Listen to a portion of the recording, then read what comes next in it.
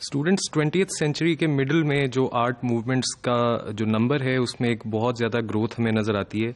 बहुत डाइवर्स किस्म की आर्ट मूवमेंट्स शुरू होती हैं। 1940s में जिस वक्त टेलीविज़न जो है वो मंजर आम पे आया तो उसकी वजह से हमें नज़र आता है कि पॉप आर्ट की मूवमेंट शुरू होती है, क्योंकि उस वक्त मैस प्रोडक्शन और स्पेशली जो टीवी पे प्रोग्राम्स होते थे उसमें जिस तरह की एडवर्टिजमेंट्स होती थी, तो आर्टिस्ट ने उन एडवर्टिजमेंट्स को यूज़ करते हुए जो ऑर्डिनरी एवरीडे इमेजेस थे उस कल्चर के, उनको रिप्रेजेंट किया। उन्होंने जो सोफिस्टिकेशन थी ट्रेडिशनल प्रैक्टिस की उस वक्त आर्ट की, उसको उससे ब्रेक अवे किया और बिल्कुल आम फहम आर्ट को क्रिएट करना शुरू किया। इसी टाइम पीरियड में हमें ऑप्टिक आर्ट की भी एक नई डेवलपमेंट नज़र आती है, क्योंकि जो ऑप्टिक्स थी उसमें बहुत डेवलपमेंट हुई, जिसकी वजह से आर्टिस्ट ने इल्यूजन्स को क्रिएट करना शुरू किया।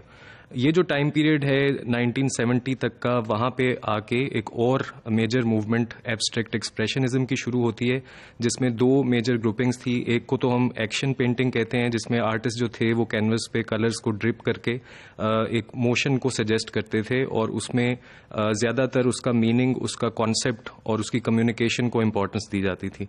और दूसरा ग्रुप इसमें कलर फील्ड पेंटिंग का था, जिसमें कलर के एम्फेसिस को यूज़ करते हुए मीनिंग क्रिएट किया जाता था।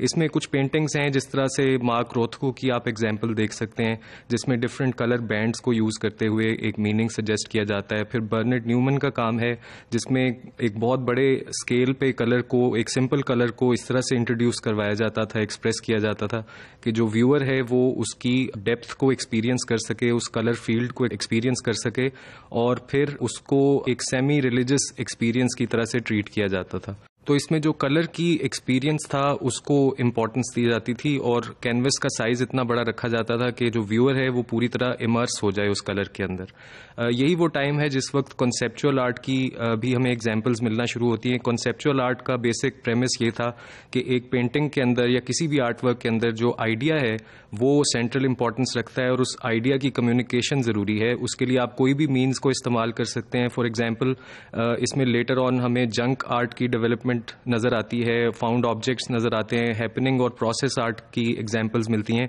जिसमें जो फॉर्म है उसको सेकेंडरी समझा जाता था और जो कम्युनिकेशन, मीनिंग, आइडिया, ये प्राइमरी हैसियत इनको हासिल हो चुकी थी।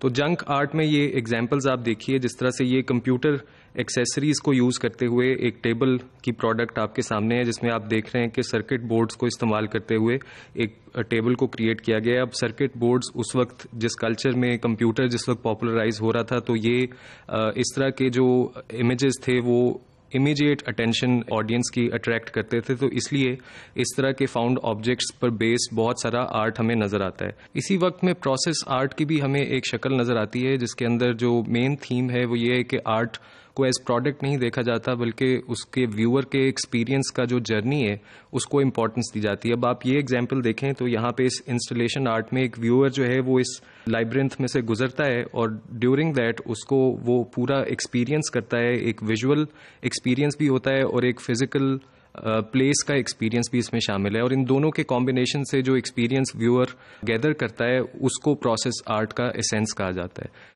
20th सेंचुरी में जो आर्ट की डेवलपमेंट होती है उसके फर्स्ट फेज़ को आप मॉडर्न आर्ट कह सकते हैं और फिर सेकंड फेज़ को पोस्ट मॉडर्निज्म कहा जा सकता है। पोस्ट मॉडर्निज्म की एक आइडियोलॉजिकल डिफरेंस भी है मॉडर्निज्म के साथ। मॉडर्निज्म में जिस तरह से ऑब्जेक्टिव रियलिटी और साइंटिफिक वर्ल्ड व्यू को इंपॉर्टेंस दी जाती थी, पोस्ट मॉडर्निज्म में इसकी निगेशन है।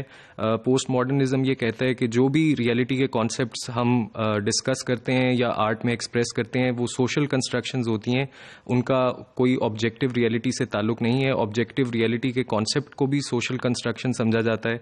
इसी तरह से ट्रुथ की जो अंडरस्टैंडिंग मॉडर्निज्म में थी कि ट्रुथ को इंटरप्रेट किया जा सकता है और एक ऑब्जेक्टिव ट्रुथ बहरहाल एग्जिस्ट करता है और उसको डिफरेंट आर्टिस्ट या फिलोसफर्स डिफरेंट तरह से देखते हैं।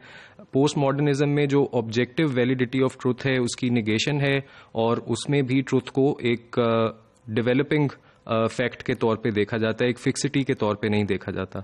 तो जो भी आर्ट पोस्ट मॉडर्निज्म में वजूद में आता है उसमें ये एसेंशियल फीचर शामिल है कि उसमें आर्टिस्ट की सब्जेक्टिविटी की इम्पोर्टेंस है, उसमें किसी भी चीज़ को आर्ट कहा जा सकता है, उसमें कोई भी प्रोसेस इस्तेमाल किया जा सकता है, उसमें कोई भी टेक्निक इस्तेमाल की जा सकती है।